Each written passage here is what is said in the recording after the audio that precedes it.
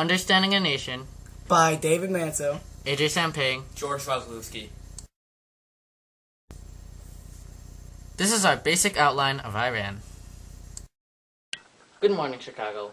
I know you missed me and my co-host David Manso here last week, but we were actually in Iran for you, just to inform you about what's happening in that country, all of their customs, their traditions, everything about the country, their technology, what they wear, what they do. We just want to inform you what's happening outside of the United States, get out of our usual thing. So again, clothing. That was a major subject to us. Their clothing is actually pretty similar to the United States. A perfect example is Normani. Normani is a big clothing line in Iran. It's become a big global recognition.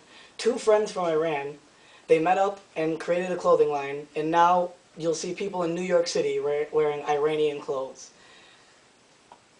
Normani has opened stores a lot in New York City, and they're getting a lot of big business.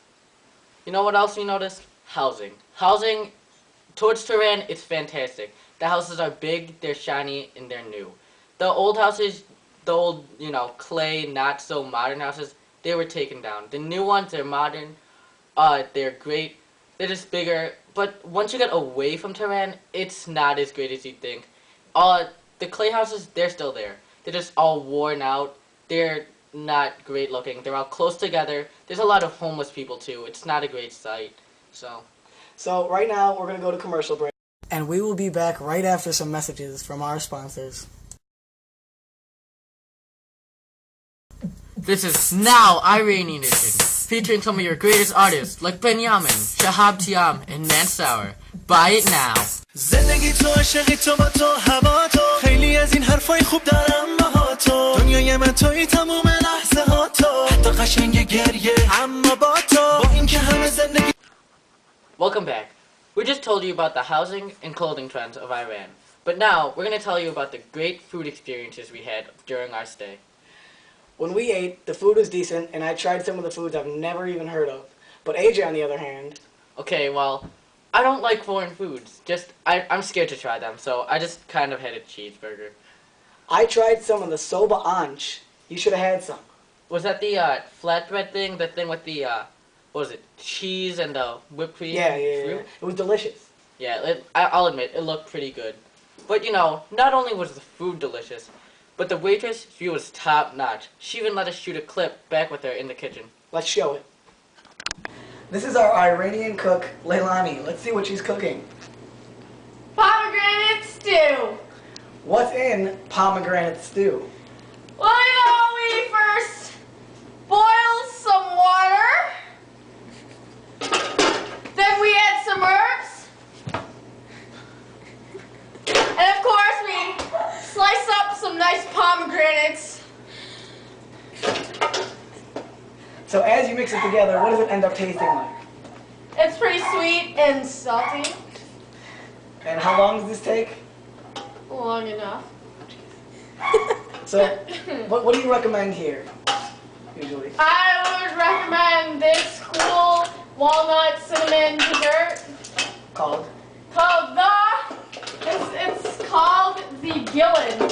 Yeah, all right. So, what do people usually order here?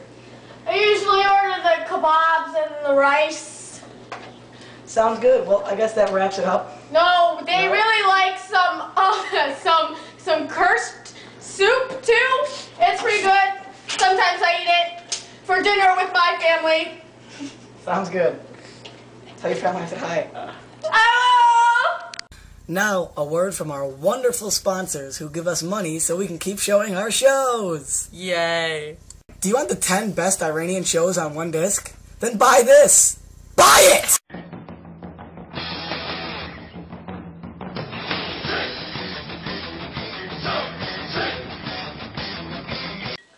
Okay, so we have George here. He's an expert of Iran. We flew him back with us because, well, we thought he'd be good for a little segment live right here. So thank you for coming, George. Probably wasn't a big deal. Anyways, so he's a major expert. He's been living in Iran for a while now, actually.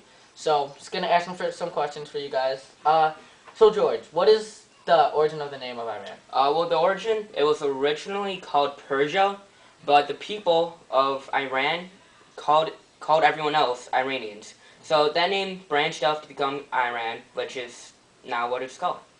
Okay, okay. So, the climate here. I noticed when I was walking around with my co-host, it was pretty, like, warm, pretty hot, actually. Is it like that year-round? Yes, it is warm, mid-latitude, and most of the year. Actually, all of the year. Okay. I like that climate. That's a good climate.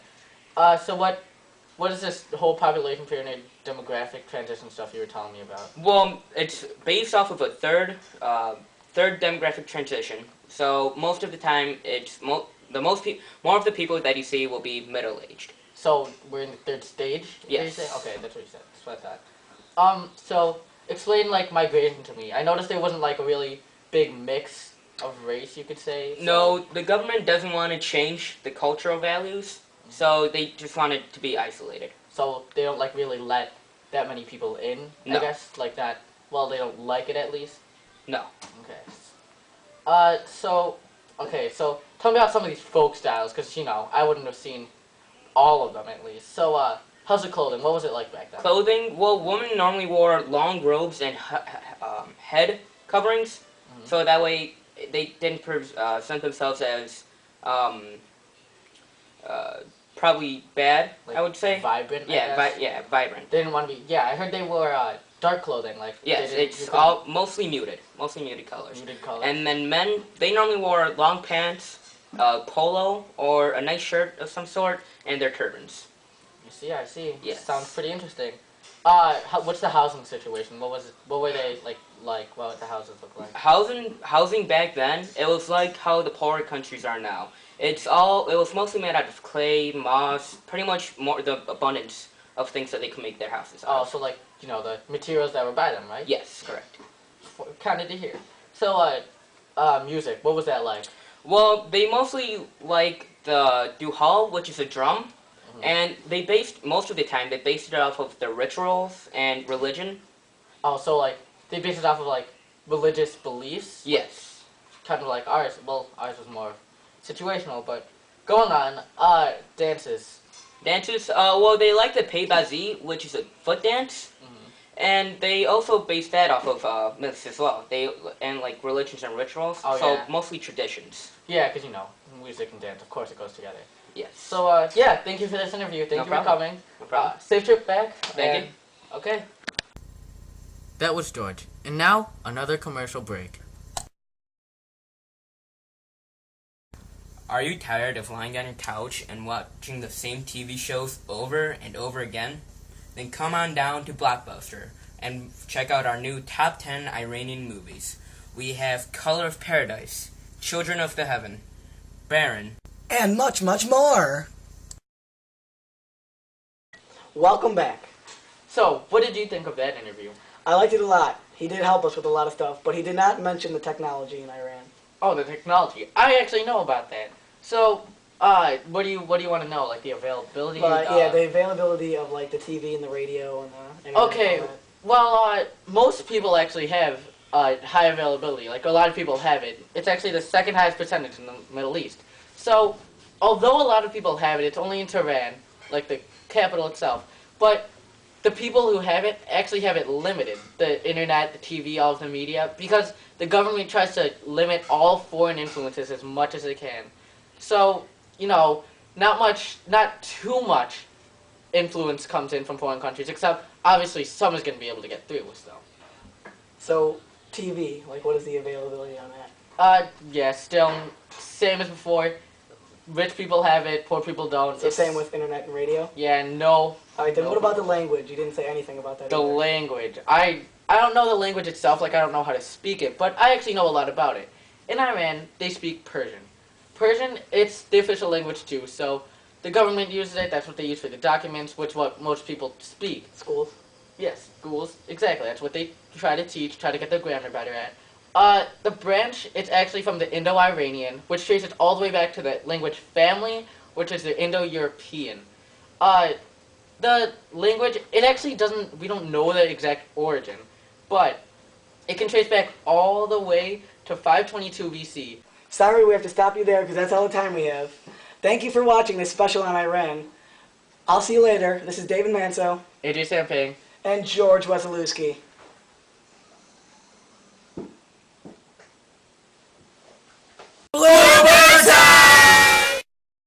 perfect example is Normani. Normani is a big clothing line in Iran.